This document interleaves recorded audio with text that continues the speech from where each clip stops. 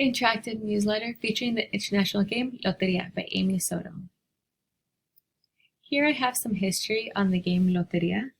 Loteria is a Spanish word for lottery. I always thought it was created in Mexico, but it was created in Italy and came to Mexico in 1969. It's very similar to the game of bingo, and it has evolved from being just a game to art, fashion, and more.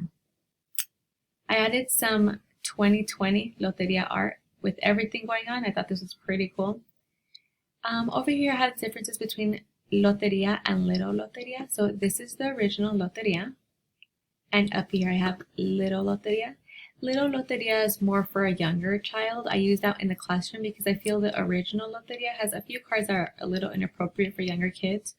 Both games you could play with 2 players, and both games can be for 3 and up, but again, I prefer Little Loteria for younger children and regular Loteria for adults.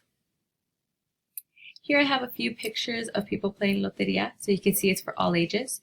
Adults can play, children can play, and adults and children can play together. The Loteria rules are very simple. Again, it's kind of just like bingo. The caller chooses a card from the deck. They call it the card, and players mark the spots with either bottle caps, small rocks, pinto beans, or any other small objects. If players have the card that was called on their Loteria game board, they mark it. When a player marks every spot on their game board, they have to shout Loteria. I have a few children books right here based on the game Loteria. They both are bilingual and they have really beautiful art inside, and they're good introduction books to the game. Over here I have a few links to explore. This website is really cool. They offer virtual Loteria. They have a Spotify playlist for Loteria. They have art, activities, and more. This is a Pinterest link where you can find Loteria activities as well. And they also have play cards that you can print out. This last link takes you to a YouTube video. It shares a little bit of the history on Loteria, and there also is a behind the scenes on artists that were chosen to recreate Loteria cards.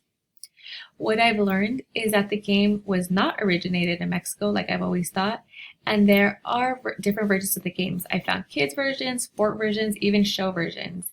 Lots of different versions of the game. It was pretty cool. I also learned that the game has really evolved into art, fashion, and so much more. Thank you, and I hope you enjoyed my newsletter on the game Loteria.